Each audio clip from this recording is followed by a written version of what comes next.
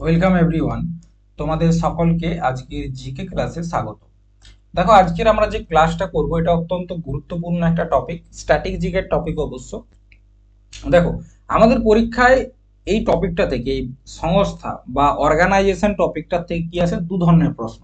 একটা হচ্ছে international organisation, যেটা আমাদের দেশটাকে মানে সরি গোটা পৃথিবীটাকে কন্ট্রোল করে। আর একটা হচ্ছে তোমার ভারতীয় সংস্থা বা ন্যাশনাল অর্গানাইজেশন, যেটা আমাদের দেশের বিভিন্ন যে দিকগুলো রয়েছে সেই দিকগুলোর উপর কাজ করে। দেখো, আমরা মনে করি যে সরকার আমাদের দেশটাকে চালাচ্ছে। ঠিক আছে, আমাদের সরকার দেশটাকে অবশ্যই চালাচ্ছে, কিন্তু আমাদের দেশের মধ্যে বিভিন্ন ধরনের সেক্টর রয়েছে। যেমন কোনো একটা সেক্টর রয়েছে তোমার, আমরা এরোপ্লেন বানাবো। কোনো একটা সেক্টর রয়েছে আমাদের দেশের জনগণের যে টাকা পয়সা ঠিক জায়গায় যাতে কাজে লাগে, মানুষের যাতে সেটা নষ্ট না হয় তার জন্য ব্যাংকিং রয়েছে। চাঁদে যাওয়ার জন্য রয়েছে আমাদের ইসরো, একটা সংস্থা, স্পেস এজেন্সি। ঠিক আছে, আমাদের মানে বিভিন্ন বিষয়ে তদন্ত করার জন্য রয়েছে সিবিআই, মিসাইল বানানোর জন্য রয়েছে ডিআরডিও, আমাদের দেশের ক্রিকেট খেলাটাকে কন্ট্রোল করার জন্য রয়েছে বিসিসিআই। ঠিক আছে, এরকম প্রচুর সংস্থা রয়েছে আমাদের দেশের মধ্যে, যেগুলো আমাদের দেশের বিভিন্ন যে অঙ্গ রয়েছে, বিভিন্ন যে পার্ট রয়েছে সেইগুলোকে কন্ট্রোল করে। ঠিক আছে, অর্গানাইজেশনের মেন কাজ কি? বিভিন্ন দিকগুলোকে, একটা দেশের বিভিন্ন দিকগুলোকে কন্ট্রোল করা এবং রেগুলেট করা, যাতে মানুষ সেটা ভালোভাবে ব্যবহার করতে পারে, জনগণ। ঠিক আছে, তো এরকম সংস্থা যে আমাদের কাছে একটা বা দুটা রয়েছে এমনটা নয়, অনেকগুলো সংস্থা রয়েছে। কিন্তু সব সংস্থা আমাদের পড়ার কোনো প্রয়োজন নেই, কারণ সব সংস্থার থেকে পরীক্ষায় প্রশ্ন আসে না। তো আমরা যেটা পড়বো সেটা হচ্ছে এক্সাম ওরিয়েন্টেড। ঠিক আছে, এক্সাম ওরিয়েন্টেড পড়বো, এবং 20 থেকে 25টা সংস্থা আমাদেরকে পড়তে হবে। এখান থেকে প্রশ্ন কিরকম আসে? প্রথমত, কত সালে স্থাপিত হয়, হেডকোয়ার্টার কোথায়, এবং বর্তমান চেয়ারম্যান কে।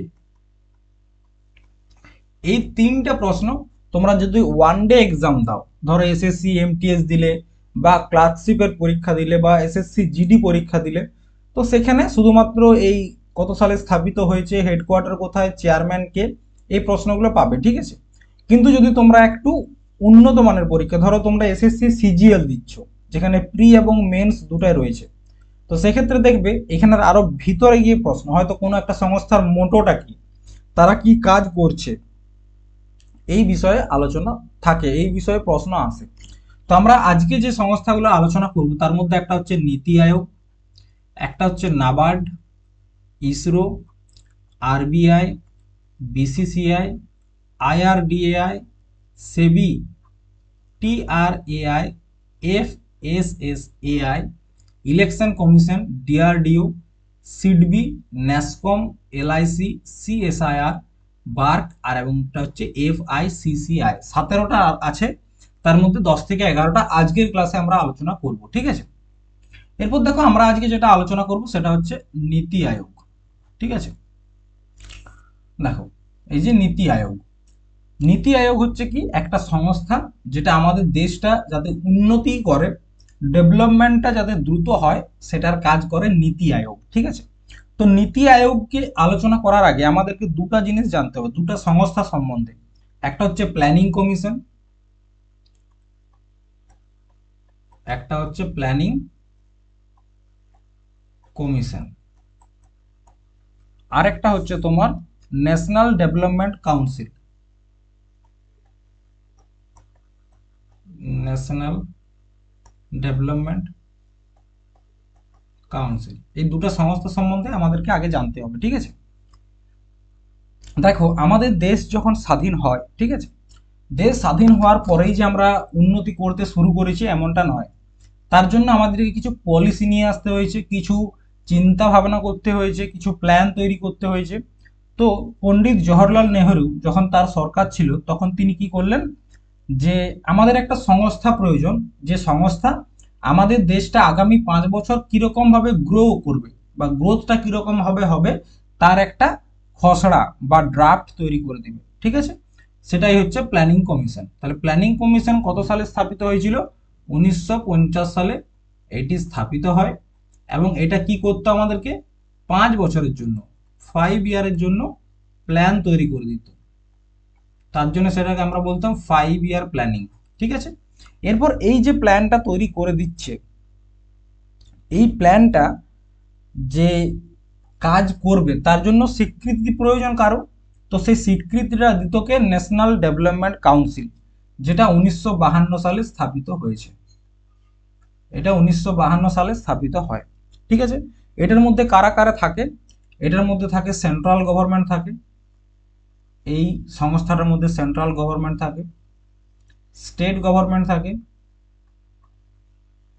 এবং ইউটিতে যারা রয়েছে, ইউটির যারা গভর্নর, তারাও কিন্তু এটার মধ্যে থাকে।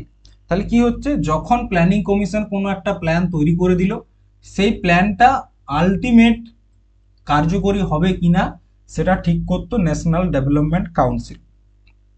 ঠিক আছে, তো এই যে 5 ইয়ার প্ল্যানিং, মানে 5 বছরের জন্য একটা করে প্ল্যান তৈরি করা, এটা টোটাল 12টা 5 ইয়ার প্ল্যানিং আমরা এসেছে আমাদের দেশে 1951 থেকে। ঠিক আছে, 1951 থেকে 2017 পর্যন্ত টোটাল 12টা 5 ইয়ার প্ল্যানিং এসছে।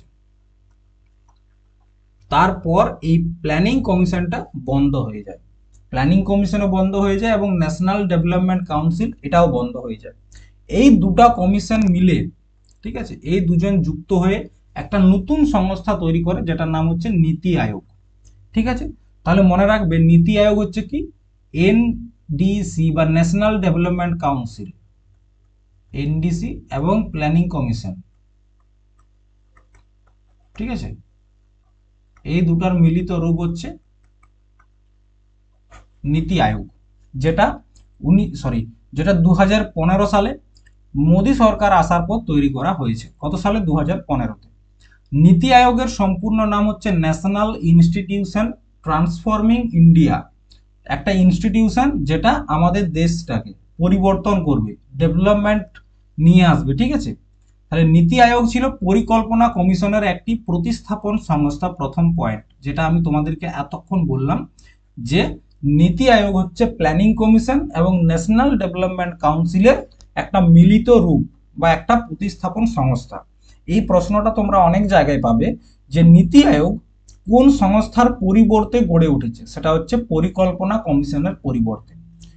এই নীতি আয়োগকে বলা হয় policy think tank of India. কি বলা হয়? Policy think tank of India. তার মানে কি? দেখো, নীতি আয়োগ কোন রকম সরকারি, মানে কোন রকম আইনি বা সাংবিধানিক সংস্থা নয়। সাংবিধানিক সংস্থা বলতে কি? যার উল্লেখ আমাদের সংবিধানের মধ্যে রয়েছে, এরকম কোনো সংস্থাই নয়। নীতি আয়োগের মেন কাজ হচ্ছে পলিসি তৈরি করা। 5 ইয়ার প্ল্যানিং যেমন তৈরি হতো প্ল্যানিং কমিশন দ্বারা, ঠিক একই রকম ভাবে নীতি আয়োগ কি করে? পলিসি তৈরি করে আমাদের দেশটাকে ডেভেলপ করার জন্য। তার জন্য নীতি আয়োগকে বলা হয় policy think tank of India. এটা কোনো সাংবিধানিক বা আইনি সংস্থা নয়। ঠিক আছে, এই সংস্থার যে আইন বা এই সংস্থা যে পলিসিটা তৈরি করে, সেখানে কেন্দ্রীয় সরকারও থাকে, রাজ্য সরকারও থাকে, এবং কেন্দ্রশাসিত অঞ্চলের যারা প্রশাসক তারাও কিন্তু থাকে এই নীতি আয়োগের মধ্যে। নীতি আয়োগটি স্থাপিত হয়েছে তোমার 1 জানুয়ারি 2015-তে এবং এটির হেডকোয়ার্টার হচ্ছে নিউ দিল্লি। ঠিক আছে, প্রথমত এই দুটো প্রশ্ন আসে। হেডকোয়ার্টার হচ্ছে নিউ দিল্লি, স্থাপিত হয়েছে 1 জানুয়ারি 2015। এরপর নীতি আয়োগের চেয়ারম্যান কে? ঠিক আছে, চেয়ারম্যান হচ্ছে ভারতের প্রধানমন্ত্রী। নীতি আয়োগের সবসময় চেয়ারম্যান কে হবেন? যিনি ভারতের প্রধানমন্ত্রী থাকবেন, মানে বর্তমানে নরেন্দ্র মোদী। উপ চেয়ারম্যান বা যেটাকে বলা হচ্ছে উপসভাপতি, সেটা হচ্ছে শ্রী সুমন বেরি। ঠিক আছে, বর্তমানে কে রয়েছে? শ্রী সুমন বেরি। কিন্তু যখন নীতি আয়োগ তৈরি হয়, তো সেখানে যদি বলা হয় প্রথম ভাইস চেয়ারপারসন কে ছিল? ফার্স্ট ভাইস চেয়ারপারসন কে ছিল? তো তার নাম হচ্ছে তোমার অরবিন্দ পনগড়িয়া।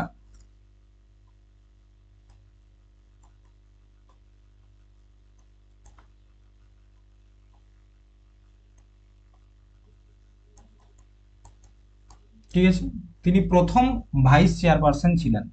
আচ্ছা, বর্তমানে সিইও, নীতি আয়োগের সিইও কে রয়েছে? Chief executive officer. তার নাম হচ্ছে BVR সুব্রমণ্যম, যিনি বর্তমানে রয়েছেন। ঠিক আছে, কিন্তু যদি বলা হয় প্রথম সিইও কে ছিল, ফার্স্ট সিইও 2015 সালে, তিনি কে ছিলেন? তার নাম হচ্ছে সিন্ধু খুল্লার।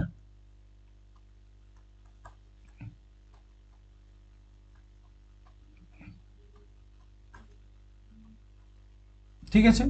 আচ্ছা, গভর্নিং কাউন্সিল বলতে কি, মানে কারা কারা এটার মধ্যে থাকবে এই নীতি আয়োগের মধ্যে? একটা হচ্ছে রাজ্যের মুখ্যমন্ত্রী, স্টেট সিএম, ইউটির গভর্নর এবং central government.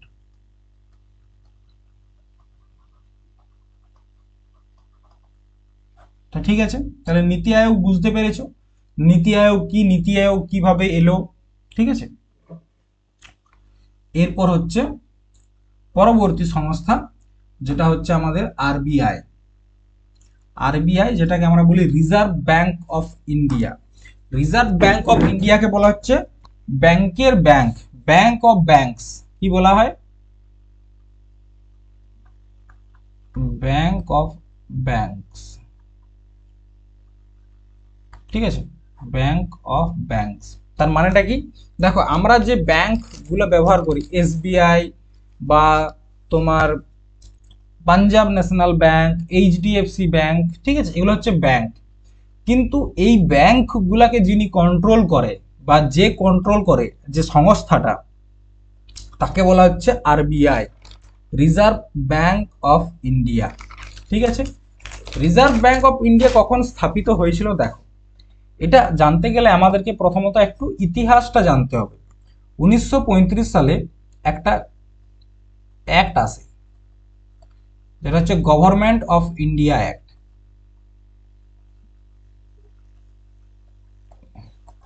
Government of India act, সেই অ্যাক্টের সময় বলা হয় যে আমাদের দেশের জন্য একটা সেন্ট্রাল ব্যাংক দরকার।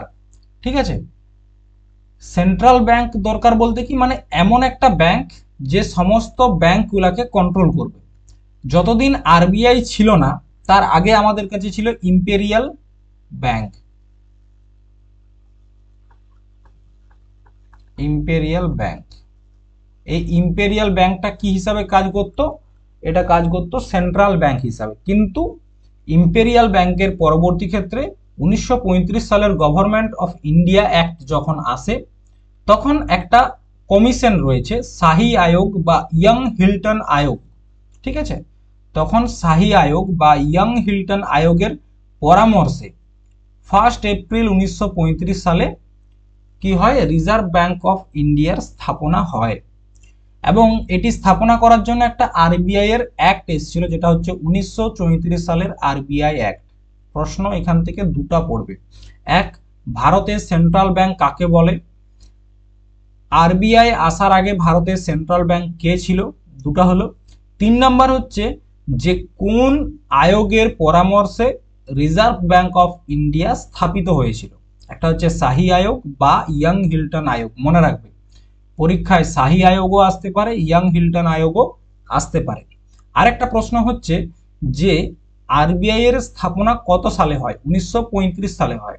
আরেকটা প্রশ্ন হচ্ছে যে আরবিআই ব্যাংক স্থাপনার জন্য আরবিআই এর কোন অ্যাক্ট এসেছিল? সেটা হচ্ছে 1934 আরবিআই অ্যাক্ট। মনে থাকবে, খুব গুরুত্বপূর্ণ টপিক, খুব গুরুত্বপূর্ণ পয়েন্টগুলো আমি তোমাদেরকে বলে দিলাম।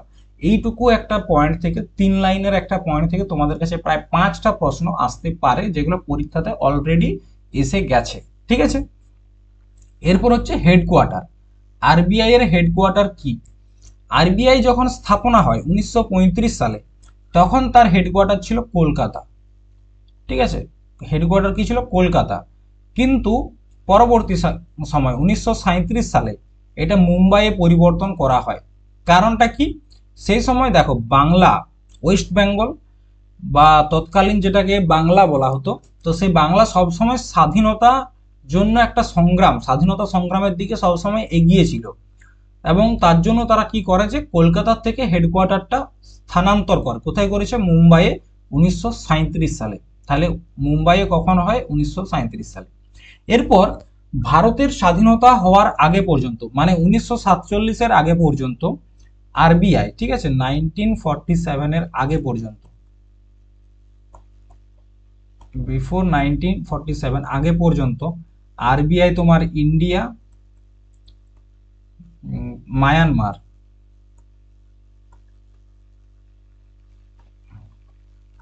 ঠিক আছে, এই দুটো দেশের জন্যই কিন্তু সেন্ট্রাল ব্যাংক হিসাবে কাজ করেছিল। পরবর্তী ক্ষেত্রে পাকিস্তানের জন্যও কিন্তু সেন্ট্রাল ব্যাংক হিসাবে কাজ করেছে আরবিআই, ঠিক আছে। কিন্তু 1947-এর পর এটা শুধুমাত্র ভারতের রিজার্ভ ব্যাংক হয়ে যায়, ভারতের সেন্ট্রাল ব্যাংক হয়ে যায়। একটা পয়েন্ট মনে রাখবে। আচ্ছা, এই ব্যাংক যখন করা হয়, ঠিক আছে, ব্যাংকটা যখন করা হয় তখন তার পুঁজি কত ছিল, প্রারম্ভিক পুঁজি, এটাও প্রশ্ন এসেছে এসএসসি সিজিএল 2023-এ, যে প্রারম্ভিক পুঁজি কত ছিল, সেটা হচ্ছে 5 কোটি টাকা। প্রারম্ভিক পুঁজি 5 কোটি টাকা, ঠিক আছে।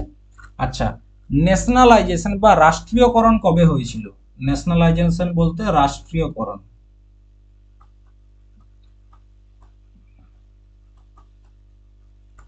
রাষ্ট্রীয়করণ কবে হয়েছিল?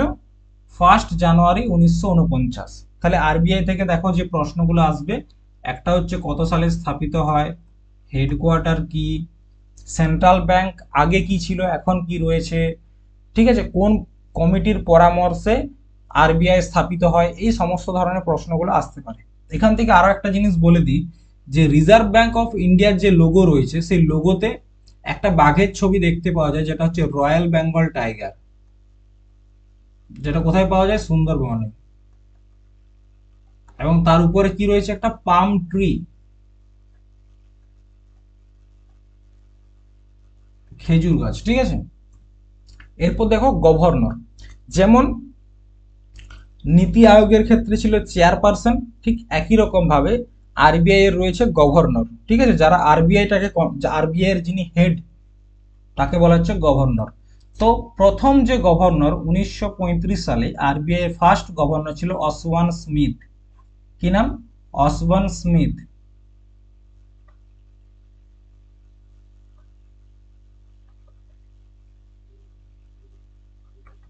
ঠিক আছে। পরবর্তী ক্ষেত্রে প্রথম ভারতীয় গভর্নর কে হয়েছিল? সিডি দেশমুখ।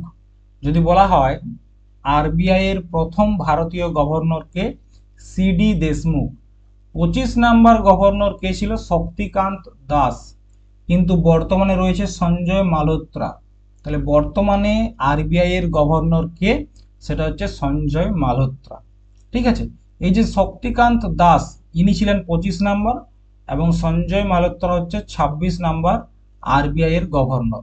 এই শক্তিকান্ত দাসকে বর্তমানে নরেন্দ্র মোদীর দ্বিতীয় প্রধান সচিব নিযুক্ত করা হয়েছে, এটাও মনে রাখবে। রিসেন্ট অ্যাপয়েন্টমেন্টের ব্যাপার তো, প্রশ্ন আসতে পারে।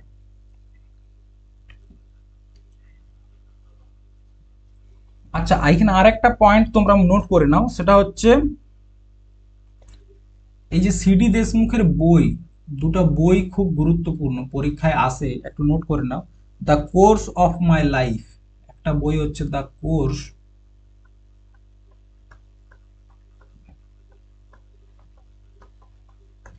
কোর্স অফ মাই লাইফ, এবং আরেকটা হচ্ছে রিফ্লেকশন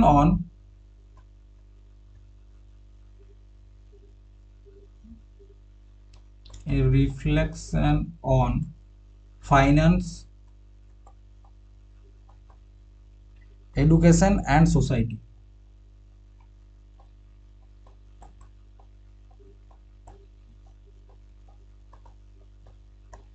ঠিক আছে।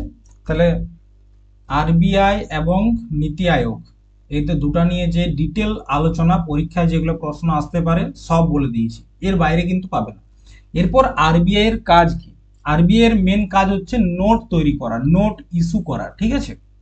আমরা যে টাকাটাকে ব্যবহার করি সেটা হচ্ছে নোট হতে পারে বা কয়েন হতে পারে, সেটাকে তৈরি করা বা ইস্যু করা, মানে সেটাকে আমাদের মার্কেটে নিয়ে আসার দায়িত্ব হচ্ছে আরবিআই এর, ঠিক আছে।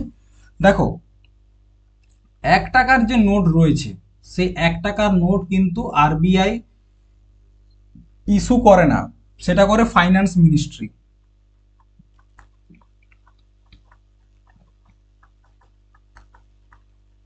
ঠিক আছে, সেটা করে ফাইন্যান্স মিনিস্ট্রি। কিন্তু বাকি 1 টাকা বাদ দিয়ে 2 থেকে যে 500 টাকার নোট, ঠিক আছে,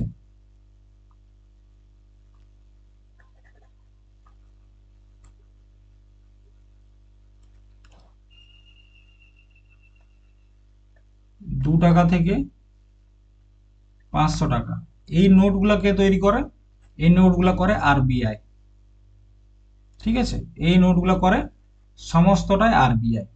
2 টাকা থেকে তোমার 500 টাকা পর্যন্ত। 2000 টাকার নোট তো এখন নেই, 1000 টাকার নোটও নেই, কিন্তু আগে এগুলো ছিল। আর 1 টাকার নোটটা কি করে, 1 টাকার নোটটা করে তোমার ফাইন্যান্স মিনিস্ট্রি, দেখবে নোটের ভেতর, ঠিক আছে, দেখো এই যে নোট, এটা একটা নোট, ঠিক আছে, 20 টাকার নোট তোমরা দেখতে পাচ্ছ। এটার ওই সাইডটায় যখন যাবে তখন দেখতে পারবে যে একটা সিগনেচার রয়েছে, সেই সিগনেচারটা কার থাকে, সেই সিগনেচারটা থাকে আরবিআই এর গভর্নর, ঠিক আছে, যেমন এখন বর্তমানে যিনি রয়েছেন সঞ্জয় মালহোত্রা, তার সিগনেচার থাকবে নতুন যে নোটগুলো রয়েছে।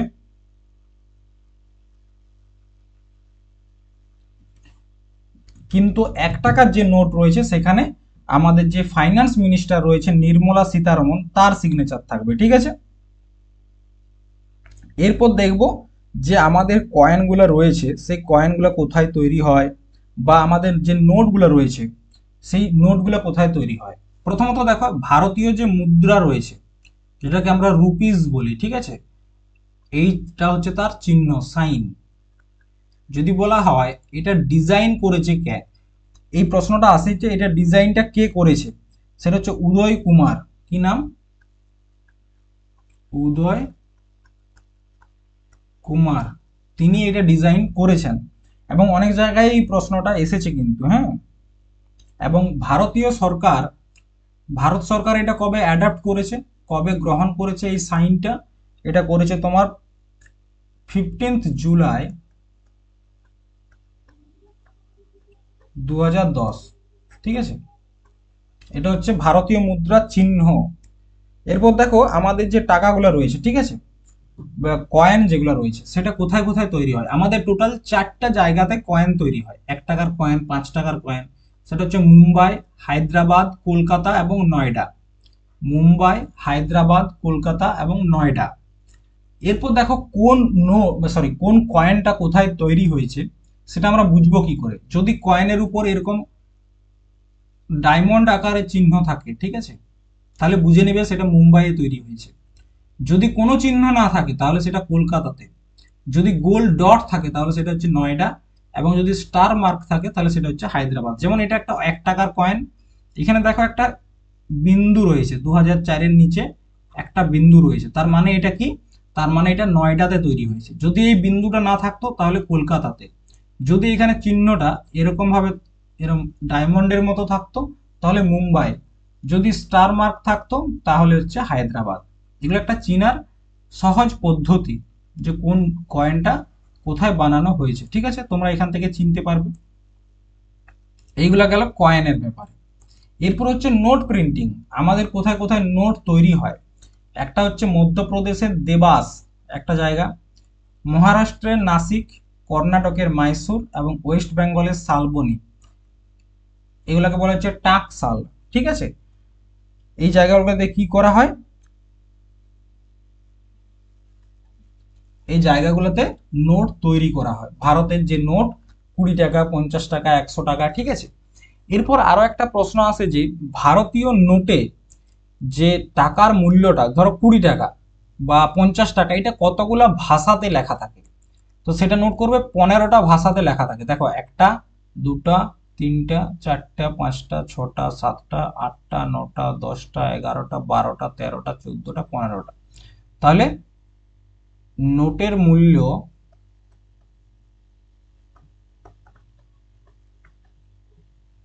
মূল্য 15টি ভাষায় লেখা থাকে। প্রশ্ন আরো আসতে পারে যে এখানে কি বাংলা ভাষা ব্যবহার করা হয়। বাংলা, যেহেতু যদি পশ্চিমবঙ্গের পরীক্ষা দাও তাহলে মনে রাখবে যে বাংলা ভাষাও কিন্তু ব্যবহার করা হয়, বাংলা, ইংরেজি, তারপর হচ্ছে হিন্দি, উর্দু, ঠিক আছে, এরকম ভাবে 15টা ভাষা কিন্তু ব্যবহার করা হয় আমাদের যে নোটগুলো রয়েছে সেই নোটের উপর, ঠিক আছে। তাহলে দেখো আরবিআই সম্বন্ধে বুঝতে পেরে গেছো। এরপর হচ্ছে নাবার্ড। নাবার্ড হচ্ছে একটা ব্যাংক, ঠিক আছে। নাবার্ড একটা শর্ট ফর্ম, এটা হচ্ছে একটা ব্যাংক, যেটাকে বলা হচ্ছে তোমার national bank for agriculture and rural development. নামটা শুনেই বুঝতে পারছো যে এটা কি জন্য মানে স্থাপনা করা হয়, national bank for agriculture and rural development. তার মানেটা কি? তার মানেটা হচ্ছে যে চাষাবাদে উন্নতি, মানে কৃষকদের উন্নতি এবং যে গ্রামীণ এলাকা রয়েছে তাদের যে ডেভেলপমেন্ট, সেই ডেভেলপমেন্টটা যাতে হয় তার জন্যই কিন্তু এই নাবার্ড ব্যাংকটির স্থাপনা করা হয়। এটা স্থাপিত হচ্ছে 1982 সালে। কবে স্থাপিত হয়? 1982 সালে, ঠিক আছে। এবং একটা সমিতির সিফারিশ নিতে হয়েছিল বা সুপারিশ নিতে হয়েছিল, সেটা হচ্ছে শিবরমন সমিতি। তাহলে প্রশ্ন আসবে যে নাবার্ড বা national bank for agriculture and rural development এটি কোন কমিটির সুপারিশে তৈরি হয়? সেটা হচ্ছে শিবরমন সমিতি। উদ্দেশ্য কি? উদ্দেশ্য একটাই বললাম, যে টেকসই এবং ন্যায়সঙ্গত কৃষি এবং গ্রামীণ উন্নয়নের প্রচারে ফোকাস করা, ঠিক আছে। কি বললাম? যে টেকসই এবং ন্যায়সঙ্গত কৃষির উন্নতি ও গ্রামীণ এলাকার উন্নতি। এরপর দেখো এই যে নাবার্ড, এই সংস্থার বর্তমানে চেয়ারম্যান কে, বর্তমানে হেডকোয়ার্টার কোথায় রয়েছে, ঠিক আছে, বা স্থাপিত হয় কবে সেটা জানতে হবে। দেখো এটা এস্টাবলিশড মানে স্থাপিত হয়েছিল কবে?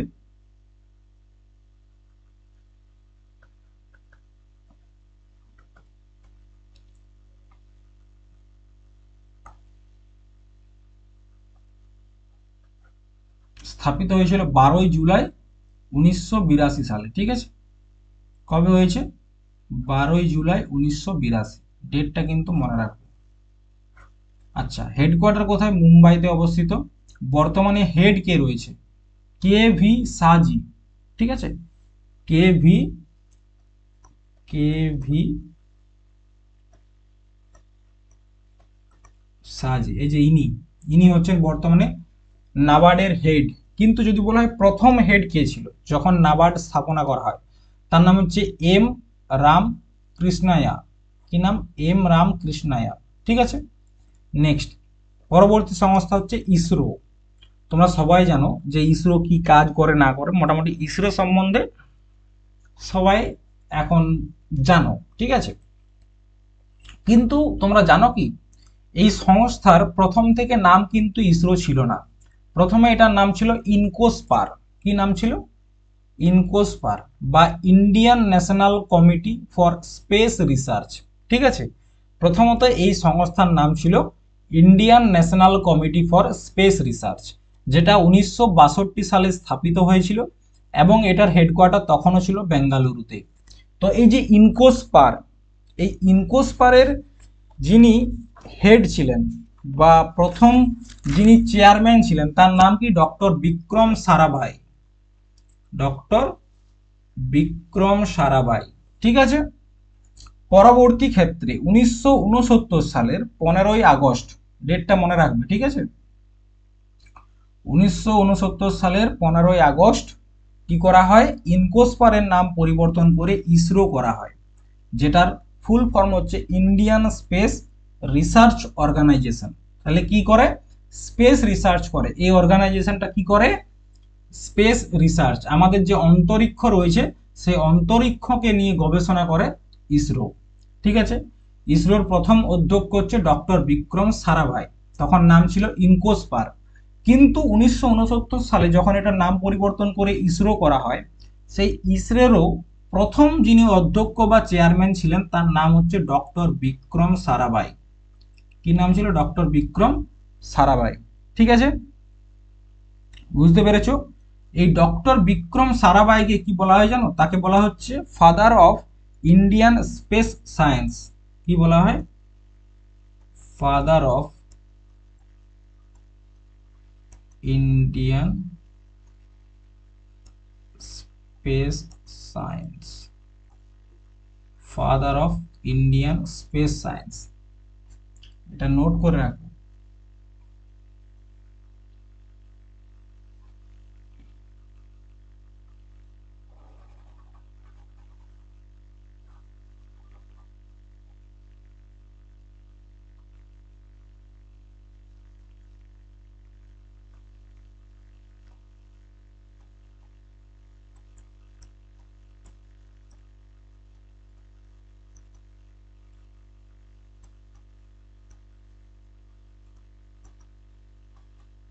ভারতের অন্তরিক্ষ বিজ্ঞানের জনক কাকে বলা হয়? ডক্টর বিক্রম সারাভাইকে। ঠিক আছে। এই ইসরোর বর্তমানে চেয়ারপারসন বা বর্তমান অধ্যক্ষ রয়েছেন কি? Doctor V Narayanan. কি নাম? Doctor V Narayanan. ঠিক আছে। এনার আগে ইনি হচ্ছে বর্তমানে 2025 সালে, এনার আগে যিনি ছিলেন তার নাম হচ্ছে এস সোমনাথ।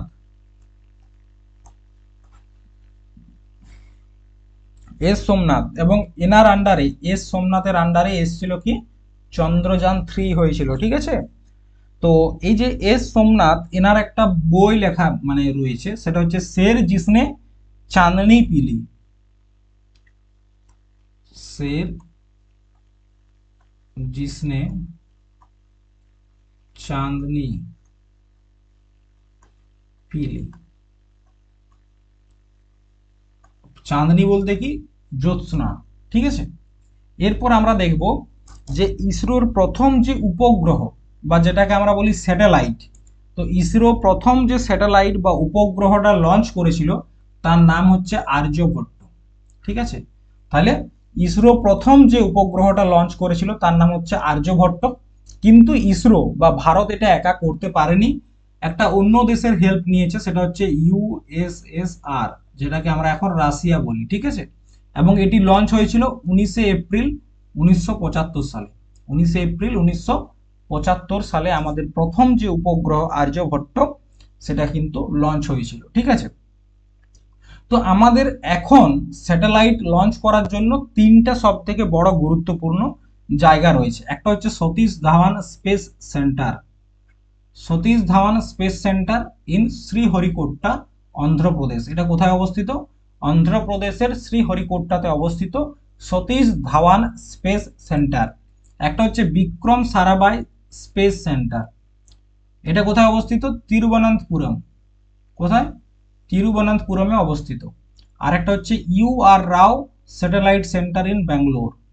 তাহলে তিনটা, একটা হচ্ছে শ্রীহরিকোট্টাতে সতীশ ধাওয়ান স্পেস সেন্টার, একটা হচ্ছে বিক্রম সারাভাই স্পেস সেন্টার তিরুবনন্তপুরমে, আরেকটা হচ্ছে তোমার U R Rao satellite centre in Bangalore. ঠিক আছে। আরেকটা রয়েছে national remote sensing centre. National remote sensing centre, সেটা হচ্ছে হায়দ্রাবাদে রয়েছে। পরীক্ষায় কিন্তু প্রশ্ন আসবে যে ন্যাশনাল রিমোট সেন্সিং যে সেন্টার এটা কোথায় অবস্থিত। ঠিক আছে। এরপর দেখো একটা জিনিস বললাম, father of Indian space science হচ্ছে ডক্টর বিক্রম সারাভাই। এবং ভারতের রকেট মহিলা কাকে বলা হয়? এটাও একটা প্রশ্ন। ঠিক আছে। তো ভারতের রকেট মহিলা বলা হচ্ছে তোমার ডক্টর ঋতু করিধাল শ্রীবাস্তব। ঠিক আছে। চন্দ্রযান 2 এবং মঙ্গলযান, এই দুটা বড় বড় মিশনে তিনি ছিলেন ডক্টর ঋতু করিধাল। তাকে বলা হচ্ছে ভারতের রকেট মহিলা। কি বলা হয়? রকেট ওমেন, রকেট মহিলা। নেক্সট, পরবর্তী সংস্থা হচ্ছে বিসিসিআই। বিসিসিআই কি করে? বিসিসিআই আমাদের যে ক্রিকেট রয়েছে সেই ক্রিকেট খেলাটাকে কন্ট্রোল করে। যেমন আজকে রয়েছে ইন্ডিয়া এবং অস্ট্রেলিয়ার যে সেমিফাইনাল আইসিসি চ্যাম্পিয়ন্স ট্রফি। ঠিক আছে। তো ইন্ডিয়ান ক্রিকেট একটা রয়েছে, একটা হচ্ছে অস্ট্রেলিয়ান ক্রিকেট। তো ইন্ডিয়ান ক্রিকেটটাকে কন্ট্রোল করে বিসিসিআই, যার সম্পূর্ণ নাম হচ্ছে board of control for cricket in India. নামেই বুঝতে পারছো যে ইন্ডিয়ার ক্রিকেটটাকে কন্ট্রোল করে। ইন্ডিয়ান ক্রিকেটের দুটা টিম, একটা হচ্ছে মেন আর একটা হচ্ছে ওমেন।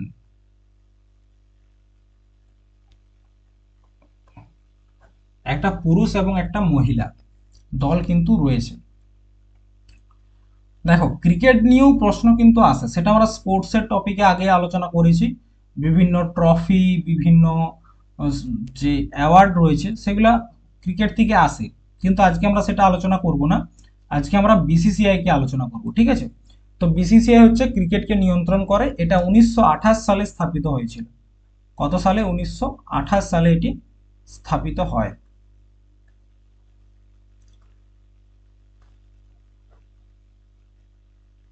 আচ্ছা, এটার হেডকোয়ার্টার কোথায়? এটার হেডকোয়ার্টার হচ্ছে ওয়াংখেড়ে স্টেডিয়াম, মুম্বাই। যেখানে সচিন টেন্ডুলকারের যে একটা স্ট্যাচু বানানো হয়েছে মুম্বাইতে, সে মুম্বাইয়ের ওয়াংখেড়ে স্টেডিয়ামে হচ্ছে তোমার হেডকোয়ার্টার বিসিসিআই এর। আর আমাদের গোটা বিশ্বের যে ক্রিকেট সেটাকে কন্ট্রোল করে আইসিসি, ইন্টারন্যাশনাল ক্রিকেট কাউন্সিল, যেটার হেডকোয়ার্টার অবস্থিত হচ্ছে দুবাই। কোথায়? দুবাইতে হেডকোয়ার্টার অবস্থিত, যেখানে ভারত এবং অস্ট্রেলিয়ার সেমিফাইনালটা হচ্ছে। দেখো বিসিসিআই কিন্তু বিরাট একটা স্ট্রং বা কি বলবো ক্ষমতাশালী সংস্থা। আমাদের গোটা বিশ্বের ক্রিকেটকে কন্ট্রোল করে বিসিসিআই। দেখো ভারত পাক এবছর যে আইসিসি চ্যাম্পিয়ন্স ট্রফিটা রয়েছে সেটা হোস্ট করছে কে? সেটা হচ্ছে পাকিস্তান। কিন্তু ভারত ঠিক করেছে যে আমরা পাকিস্তানকে খেলতে যাব না। তো আইসিসি কিন্তু কোনো মতেই ভারতকে পাকিস্তানে খেলতে যেতে পাঠাতে পারলো না, কারণ বিসিসিআই মানে এতটা মানে পরিমাণে যে ক্ষমতাশালী, এত অর্থনৈতিকভাবে ক্ষমতাবান যে বিসিসিআই এর সাথে কেউ খারাপ সম্পর্ক করতে চায় না। এবং বর্তমানে আইসিসির যিনি প্রেসিডেন্ট রয়েছেন, চেয়ারম্যান, আইসিসির চেয়ারম্যান, তার নাম কি জানো? তার নাম হচ্ছে জয় শাহ, যিনি আগে বিসিসিআই এর সেক্রেটারি ছিলেন। জয় শাহ অমিত শাহের ছেলে, ঠিক আছে? তো সেটা বাদ দাও, সেটা আইসিসি আমরা ইন্টারন্যাশনাল অর্গানাইজেশনে পড়েছি। এখন হচ্ছে আমরা দেখব বিসিসিআই এর প্রেসিডেন্ট কে রয়েছে, সেটা হচ্ছে রজার বিনি। রজার বিনি হচ্ছে বর্তমানে বিসিসিআই এর প্রেসিডেন্ট। আগে একটা সময় সৌরভ গাঙ্গুলি ছিল, তো সৌরভ গাঙ্গুলির পরবর্তীতে এসছে রজার বিনি। সেক্রেটারি কে? দেখো আগে সেক্রেটারি ছিল জয় শাহ। জয় শাহ যেহেতু আইসিসির চেয়ারম্যান, তার জন্য তাকে বিসিসিআই থেকে হাঁটিয়ে মানে পদত্যাগ করতে হয়েছে স্বাভাবিকভাবে।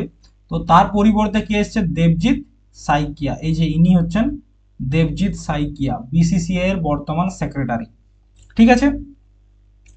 যদি বলা হয় 1928 সালে যখন বিসিসিআই স্থাপিত হয়, তখন তখন এটার সভাপতি কে ছিল? প্রেসিডেন্ট, তার নাম হচ্ছে আর ই গ্র্যান্ট গোভান।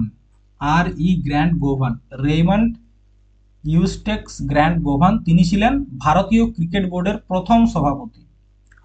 ঠিক আছে, এটা আসতে পারে যে ক্রিকেট বোর্ডের প্রথম সভাপতি কে ছিলেন? গ্র্যান্ট গোভান।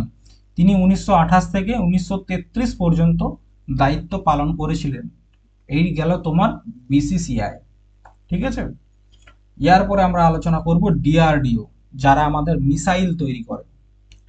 ডিআরডিও, ডিআরডিও সম্পূর্ণ নাম হচ্ছে defence research and development organisation. Defence research and development organisation. আমাদের যে ডিফেন্স সিস্টেম রয়েছে তাকে শক্তিশালী করে ডিআরডিও। বিভিন্ন মিসাইল, বিভিন্ন ধরনের অস্ত্র শস্ত্র তৈরি করে কে? ডিআরডিও, ঠিক আছে?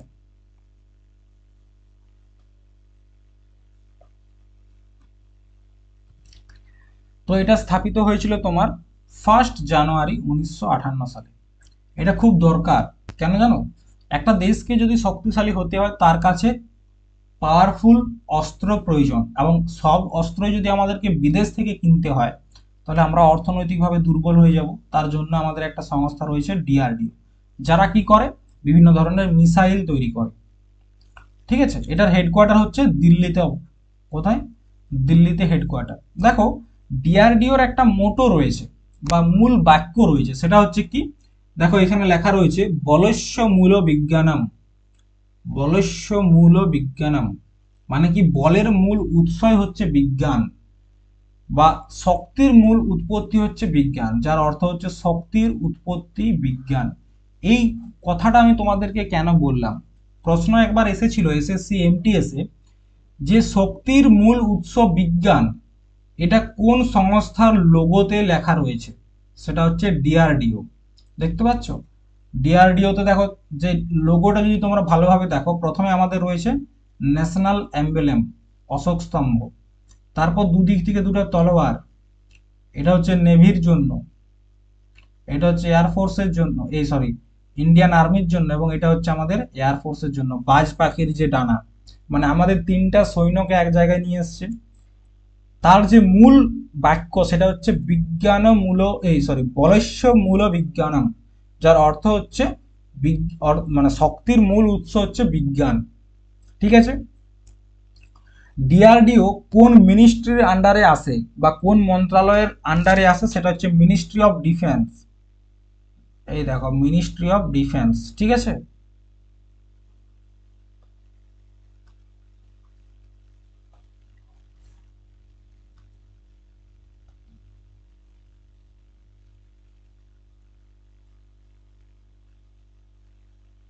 Ministry of defence. ডিআরডিওর সম্পূর্ণ নাম কি? Defence research and development organisation, ঠিক আছে। এই এই সংস্থাটার প্রথম যে সভাপতি ছিলেন তার নাম হচ্ছে ডিএস কাঠৌরি। কি নাম? ডিএস কাঠৌরি। তিনি 1958 থেকে 62 সাল পর্যন্ত সভাপতির পদ সামলেছিলেন, ঠিক আছে। হেডকোয়ার্টার দিল্লি, স্থাপিত হচ্ছে তোমার 1 জানুয়ারি 1958, 1958। বর্তমানে যিনি এটার হেড রয়েছেন তার নাম হচ্ছে ডক্টর সমীর ভি কামাত। তিনি হচ্ছেন বর্তমানে ডিআরডিওর হেড বা সভাপতি। দেখো তোমরা হয়তো বুঝতে পারছো না যে মিসাইল বলতে তোমরা ব্রহ্মস মিসাইলের নাম শুনেছো? এই যে ব্রহ্মস মিসাইল, এটা কে বানাইছে? এটা ডিআরডিও বানিয়েছে। আমাদের যতগুলো মিসাইল রয়েছে সব বানিয়েছে ডিআরডিও। ভারতের প্রথম যে মিসাইল সেটার নাম কি জানো? সেটা হচ্ছে পৃথিবী মিসাইল। ভারতের প্রথম মিসাইলের নাম হচ্ছে পৃথিবী মিসাইল। তাহলে প্রেজেন্ট হেড দেখে নিয়েছো, হেডকোয়ার্টার দেখে নিয়েছো, স্থাপনা কাল দেখে নিয়েছো, মোটো দেখে নিয়েছো, প্রথম যিনি চেয়ারম্যান ছিলেন সেটাও দেখে নিয়েছো। এরপর দেখবো এই যে মিসাইলগুলো তৈরি করা হলো সেগুলো তো টেস্ট করতে হবে, নাহলে কি করে বুঝবো যে কিরকম বানানো হয়েছে। তো এই মিসাইলটা যেখানে টেস্ট করা হয় সেটাকে বলা হচ্ছে আইটিআর। কি বলা হয়? আইটিআর। আইটিআর বলতে integrated testing range. Integrated testing range, ঠিক আছে। আইটিআর বা ইন্টিগ্রেটেড টেস্টিং রেঞ্জ।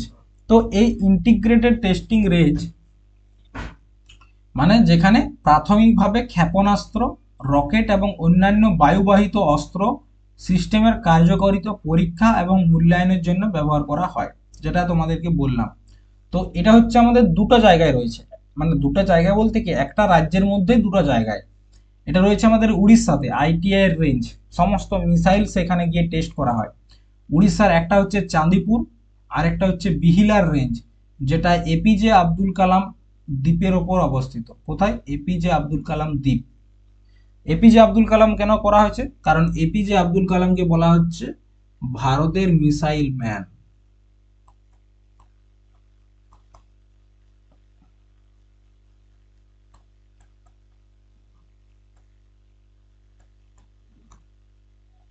ঠিক আছে।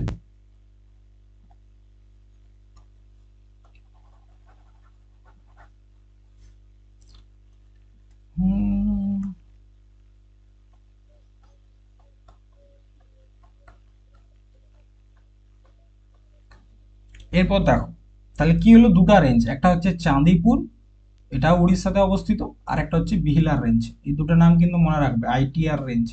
আচ্ছা, প্রথম যে মিসাইলটা বানানো হয়েছিল সেটা হচ্ছে পৃথ্বী মিসাইল। ভারতের তৈরি প্রথম মিসাইল, ফার্স্ট মিসাইল।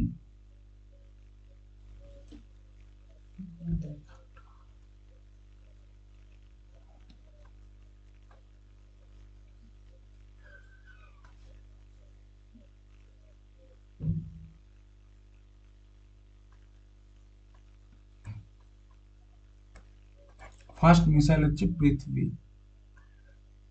এবং নবীনতম সব থেকে খতরনাক সেটা হচ্ছে ব্রহ্মোস। ব্রহ্মোস বানিয়েছে তোমার ডিআরডিও। এরপর আলোচনা করব আইআরডিএআই, যেটাকে আমরা বলি insurance regulatory and development authority. আমরা যে ইন্স্যুরেন্সগুলো ব্যবহার করি যেমন বাইক ইন্স্যুরেন্স, লাইফ ইন্স্যুরেন্স, ঠিক আছে। তো এই ধরনের যে ইন্স্যুরেন্স কোম্পানিগুলো রয়েছে তাদেরকে যিনি রেগুলেট করেন সেটাই হচ্ছে IRDI, insurance regulatory and development authority, ঠিক আছে।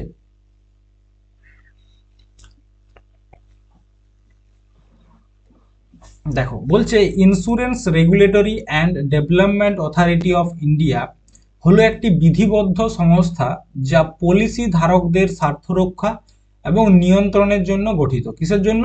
পলিসি হোল্ডারদের বা পলিসি ধারকদের স্বার্থ রক্ষা করার জন্য এবং নিয়ন্ত্রণের জন্য রয়েছে আইআরডিএআই। এটা স্থাপিত হয়েছে 1999 সালে। কত সালে? 1999। হেডকোয়ার্টার কোথায় অবস্থিত? হায়দ্রাবাদে। এটি কোন মন্ত্রণালয়ের আন্ডারে আসে? সেটা হচ্ছে এটা আসে তোমার অর্থ মন্ত্রণালয়। ঠিক আছে।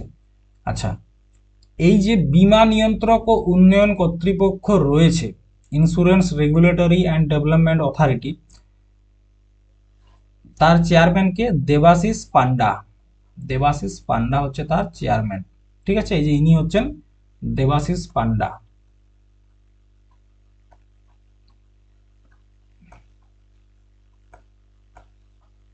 দেবাশিস পান্ডা তিনি 14 মার্চ 2022-এ এই পদটি গ্রহণ করেছিলেন। তার পরবর্তী সংস্থা হচ্ছে TRAI, telecom regulatory authority of India. এনারা কি করেন? আমরা বিভিন্ন ধরনের যে নেটওয়ার্ক ইউজ করি, কেউ এয়ারটেল, কেউ জিও, কেউ ভোডাফোন, কেউ ইউনিকন, বিভিন্ন ধরনের যে সিম কার্ড রয়েছে, এই তারা তো একটা কোম্পানি, সেই কোম্পানিগুলোকে কন্ট্রোল করে কে? Telecom regulatory authority of India. ঠিক আছে, এটা স্থাপিত হয়েছে 20 ফেব্রুয়ারি 1997 সালে। 20 ফেব্রুয়ারি 1997, হেডকোয়ার্টার দিল্লিতে। দেখো, প্রত্যেক মিনিটে কথা বলার জন্য কত টাকা করে বিল হবে, বা কোন কোম্পানিকে লাইসেন্স দেওয়া হবে, কোন কোম্পানিকে লাইসেন্স দেওয়া হবে না, এগুলো সমস্ত কিছু কন্ট্রোল করে telecom regulatory authority of India বা TRAI। ঠিক আছে, এই টেলিকম রেগুলেটরি অথরিটি অফ ইন্ডিয়ার বর্তমানে চেয়ারম্যান আছেন অনিল কুমার লাহোটি। অনিল কুমার লাহোটি, এই যে ইনি হচ্ছেন অনিল কুমার লাহোটি। ঠিক আছে, নেক্সট পরবর্তী হচ্ছে SEBI, security and exchange board of India. Security and exchange board of India. ঠিক আছে, সেবি। ধরো আমরা যে শেয়ার মার্কেট ব্যবহার করছি, বা স্টক মার্কেট, ইকুইটি মার্কেট, বা মিউচুয়াল ফান্ড, এখন মিউচুয়াল ফান্ডের দেখতে পাচ্ছ চারদিকে অ্যাড চলছে, এইগুলাকে কন্ট্রোল করে একটা সংস্থা, যেটা বলা হচ্ছে সেবি। প্রথমত আমি তোমাদেরকে একটা স্টোরি বলি, সেটা হচ্ছে এই সেবির কেন প্রয়োজন হলো। তোমরা হর্ষদ মেহতার একটা সিনেমা ছিল, দেখেছো কিনা জানি না, বিগ বুল বলে। তো হর্ষদ মেহতা কি করতে জানো? এই যে শেয়ার মার্কেটের কিছু লুপ হোল ছিল। লুপ হোল বলতে কিছু বেআইনি পথ, যেখান থেকে প্রচুর টাকা কামানো যায়, যেখানে যে পদ্ধতির মাধ্যমে যে কোনো কোম্পানির শেয়ারের ভ্যালু বাড়িয়ে দেওয়া যায় বা কমিয়ে দেওয়া যায়। তো এটা করতো হর্ষদ মেহতা। এরকম কাজ আগেও ঘটেছে। তো এরকম কাজ যাতে না হয়, কোনো রকম বেআইনি কাজ যাতে না হয়, তার জন্য একটা সংস্থা তৈরি করা হয়, যার নাম রাখা হয় সেবি। সেবি বলতে কি? Security and exchange board of India. Security exchange board of India, SEBI. এটা 1988 সালে স্থাপিত হয়। ঠিক আছে, 1988 সালে স্থাপিত হয়, কিন্তু 1992 এর আইনের মাধ্যমে এটা একটা লিগাল বডিতে রূপান্তরিত হয়। তাহলে 1988-তে স্থাপিত হয়, তখন এটা লিগাল বডি ছিল না। পরবর্তী ক্ষেত্রে লিগাল বডি এখানে ছিল না, পরবর্তী ক্ষেত্রে 1992 সালে এটা লিগাল বডিতে রূপান্তরিত হয়। ঠিক আছে, এটার হেডকোয়ার্টার মুম্বাইয়ের দালাল স্ট্রিট। ফাংশন কি, কাজ কি করে? Share market, stock market, equity market, mutual fund, এগুলাকে কন্ট্রোল করে। কে করে? সেটা হচ্ছে তোমার সেবি করে। এই সেবির বর্তমানে চেয়ারম্যান কে রয়েছে? তুহিন কান্ত পান্ডে। তুহিন কান্ত পান্ডে, এই যে ইনি হচ্ছেন বর্তমানে চেয়ারম্যান। প্রথম চেয়ারম্যান সেবির 1988 সালে কে ছিলেন? S.A. দুবে। ঠিক আছে, এবং তুহিনকান্ত পান্ডে 11 নম্বর চেয়ারম্যান। তার আগে 10 নম্বর চেয়ারম্যান ছিলেন মাধবী পুরী বুচ। এই যে ছবিটা তোমরা দেখতে পাচ্ছ, ইনি মাধবী পুরী বুচ, ফার্স্ট ওমেন, মনে রাখবে। তিনি ছিলেন 10 নম্বর সেবির চেয়ারম্যান এবং প্রথম মহিলা চেয়ারম্যান সেবির। ঠিক আছে, first women chairman for SEBI. Security exchange board of ইন্ডিয়ার প্রথম মহিলা যদি বলা হয় চেয়ারম্যান কে ছিল, সেটা হচ্ছে মাধবী পুরী বুচ। এনার নামে একটা কেস চলছে এখন বর্তমানে বম্বে হাইকোর্টে, আজকের খবর। ঠিক আছে, চলো পরবর্তী সংস্থা দেখি। আচ্ছা দেখো, সংস্থা অনেকগুলো রয়েছে, আজকে কিন্তু একদিনে সব করানো সম্ভব নয়, আমরা দুটো পার্টে সমস্ত সংস্থা আলোচনা করব। তো এরপর যে সংস্থাটা আমরা আলোচনা করব সেটা হচ্ছে FSSAI, যেটা সম্পূর্ণ নাম food safety and standard authority of India. কি নাম? Food safety and standard authority of India. FSSAI কি করে জানো? কোনো একটা খাবার যোগ্য কিনা সেটা ঠিক করে দেয় FSSAI। ধরো তুমি একটা বিস্কুট কোম্পানি তৈরি করতে চলেছো, যদি তোমার কাছে food safety and standard authority of ইন্ডিয়ার পারমিশন না থাকে, তোমার যদি লাইসেন্স না থাকে, তুমি সেটা মার্কেটে বিক্রি করতে পারবে না, ওপেন মার্কেটে। দু একটা ছোটখাটো দোকানে গিয়ে হয়তো দিতে পারো, কিন্তু মেন বড়ভাবে যদি তুমি সেটা ব্যবসা করতে চাও তখন পারবে না। দেখবে আমরা যে কোনো ধরনের প্যাকেট ফুড যেগুলো ব্যবহার করি, সেখানে দেখবে পিছন দিকটা এরকম ভাবে লেখা থাকে, এই লোগোটা রাখা থাকে। এই লোগোটা রাখা মানে কি, যে হ্যাঁ এই FSSAI এর কিছু স্ট্যান্ডার্ড অথরিটি রয়েছে, মানে স্ট্যান্ডার্ড নিয়ম রয়েছে, সেই ক্রাইটেরিয়া রয়েছে। কোনো একটা খাবার যদি ফুড সেফটি অ্যান্ড স্ট্যান্ডার্ড অথরিটির যে ক্রাইটেরিয়া রয়েছে সেগুলো পাস করে যায়, তখন তাদেরকে লাইসেন্স দেওয়া হয়। এবং তাদের প্রত্যেকটা খাবারের পিছনে এরকম ভাবে কি করা থাকে, লোগোটা রাখা থাকে। তার জন্য তুমি যখনই কোনোদিন কোনো বাজারে গিয়ে প্যাকেট ফুড কিনবে, প্রথমেই দেখে নেবে যে সেটা FSSAI এর লোগো দেওয়া রয়েছে কিনা। যদি লোগো দেওয়া না থাকে, তার মানে জানবে সেটা ফুড সেফটি অ্যান্ড স্ট্যান্ডার্ড অথরিটির ক্রাইটেরিয়া কমপ্লিট করতে পারেনি। ঠিক আছে, এটা স্থাপিত হয়েছে তোমার 5ই সেপ্টেম্বর 2008-এ। কবে স্থাপিত হয়? 5ই সেপ্টেম্বর 2008-এ। কিন্তু এটা স্থাপনা করার জন্য 2006-এর একটা ফুড সেফটি অ্যান্ড স্ট্যান্ডার্ড অ্যাক্টের অধীন কি বলছে, এটা স্থাপিত হয় 5ই সেপ্টেম্বর 2008, এবং এটা স্থাপনা করার জন্য 2006-এর food safety and standard act এসেছিল। হেডকোয়ার্টার হচ্ছে নতুন দিল্লি বা নিউ দিল্লিতে, এবং বর্তমানে চেয়ারম্যান রয়েছে মিস পুনিয়া সলিলা শ্রীবাস্তব।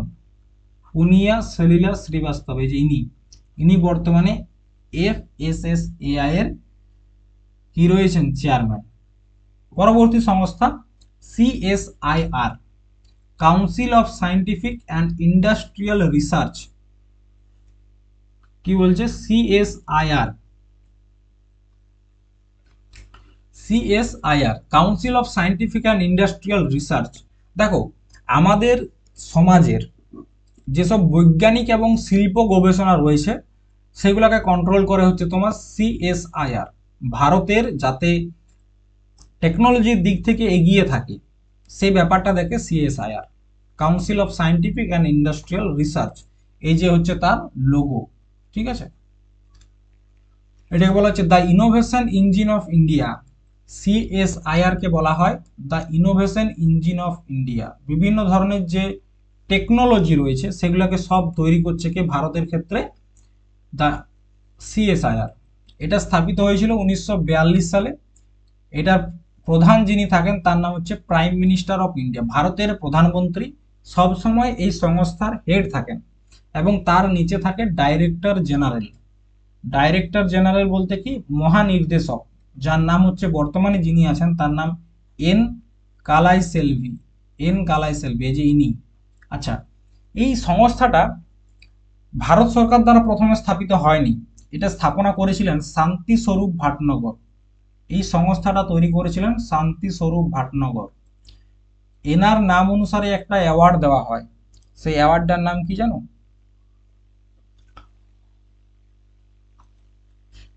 সেই অ্যাওয়ার্ডটা বা পুরস্কারটার নাম হচ্ছে ভাটনগর পুরস্কার।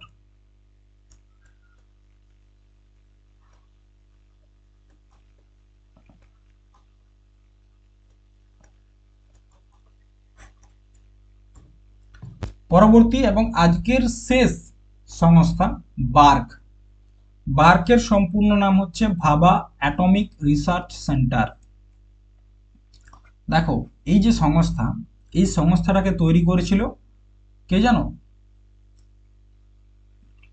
এই সংস্থাটাকে তৈরি করেছিল ডক্টর হোমি জাহাঙ্গীর বাবা। কি নাম? ডক্টর হোমি জাহাঙ্গীর বাবা। কিসের জন্য করেছিল?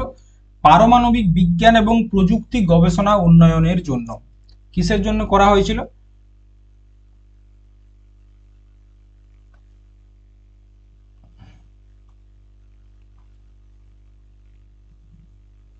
পারমাণবিক বিজ্ঞান প্রযুক্তিতে গবেষণা ও উন্নয়ন পরিচালনা করার জন্য তিনি এটা করেছিলেন।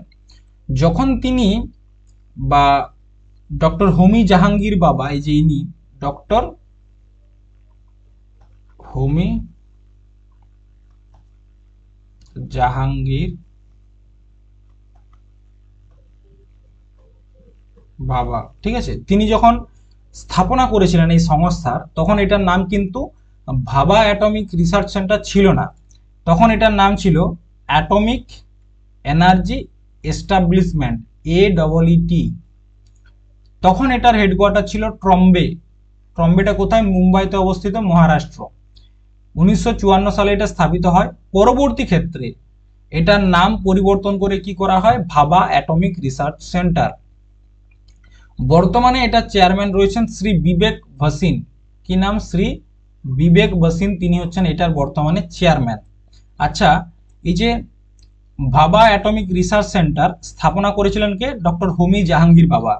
তাকে বলা হচ্ছে father of Indian atomic science. দেখো যে পরমাণু বিজ্ঞান রয়েছে, সেই ভারতীয় পরমাণু বিজ্ঞানের জনক কাকে বলা হয়? ডক্টর হোমি জাহাঙ্গীর বাবাকে। এরপর একটা জিনিস তোমরা এখানে লক্ষ্য করেছো কিনা জানি না, যে বার্কের যে লোগো, ভাবা অ্যাটমিক রিসার্চ সেন্টারের যে লোগো, সেখানে একটা জিনিস খুব বড় করে লেখা রয়েছে, atoms in the service of the nation. তার মানে কি? পরমাণু দেশ সেবার কাজে নিযুক্ত রয়েছে। রাষ্ট্রীয় কি সেবা মে পরমাণু, মানে কি? পরমাণু দেশ সেবার কাজে রয়েছে। লোগোতে কি লেখা রয়েছে এটা খুব গুরুত্বপূর্ণ, সেটা হচ্ছে পরমাণুতে, সরি, দেশ সেবার কাজে কে লেগে রয়েছে? পরমাণু। ঠিক আছে।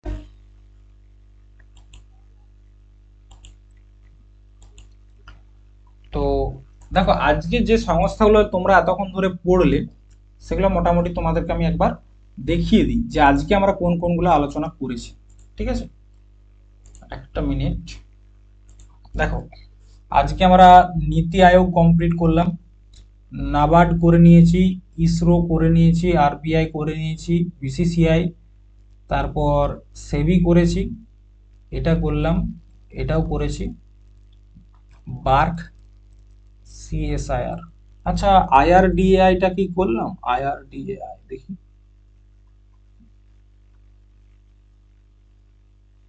ওটাও করে নিয়েছি, ইন্স্যুরেন্স যে রেগুলেটর।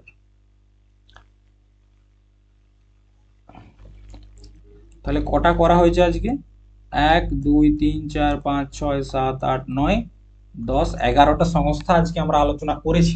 ঠিক আছে, এই 11টা সংস্থার থেকে কিন্তু প্রত্যেকটা পয়েন্ট যেগুলো আমি তোমাদেরকে মুখে বললাম বা সাইডে লিখে রেখেছি সবগুলাই গুরুত্বপূর্ণ। ঠিক আছে, তো প্রত্যেকটা পয়েন্ট তোমরা চেষ্টা করবে পড়ার।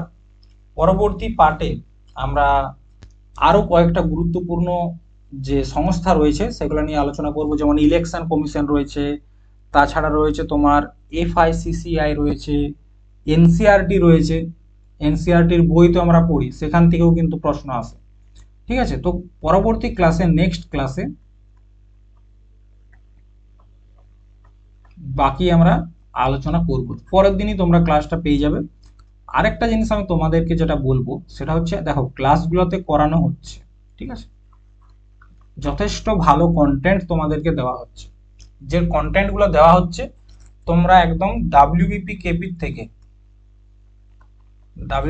থেকে তোমরা পিএসসি পর্যন্ত এই ক্লাসটা থেকে যেখানে যেখানে স্ট্যাটিক জিকে আসে, যেখানে যেখানে এই টপিকটা থেকে প্রশ্ন আসে, সেখানেই তোমরা উত্তর করতে পারবে। এর বাইরে কিন্তু কিচ্ছু আসে না, যেগুলো তোমাদেরকে পড়াচ্ছি এর বাইরে কিন্তু কিছুই আসবে না। ঠিক আছে, যে কোনো ক্লাস তোমরা দেখে নাও, এর বাইরে আসে না। তাই চেষ্টা করবে প্রত্যেকটা ক্লাস মন দিয়ে করার, এবং তার সাথে যেটা করবে সেটা হচ্ছে কি ক্লাস শেষে একটা কমেন্ট। দেখো আমি তোমাদেরকে ক্লাস চলাকালীন কমেন্ট করতে বলছি না, তোমরা মন দিয়ে ক্লাসটা করো, কিন্তু ক্লাস শেষে একটা কমেন্ট করবে যে ক্লাসটা তোমরা কেমন করলে, কোনো ডাউট রয়েছে কিনা। কারণ তোমরা যদি ডাউটগুলো কমেন্টে করো তাহলে আমি তোমাদের সেই ডাউটগুলো ক্লিয়ার করে দিতে পারবো। তার সাথে সাথে একটা জিনিস তোমাদেরকে যেটা বলবো সেটা হচ্ছে কন্ট্যাক্ট করার জন্য যদি তোমরা চাও কেউ, এই যে নাম্বার দুটো রয়েছে এই দুটো নাম্বারে যোগাযোগ করে নিও, ঠিক আছে? আর চ্যানেলটাকে সাবস্ক্রাইব করে দিও। চলো টাটা, আজ এই পর্যন্তই। Thank you.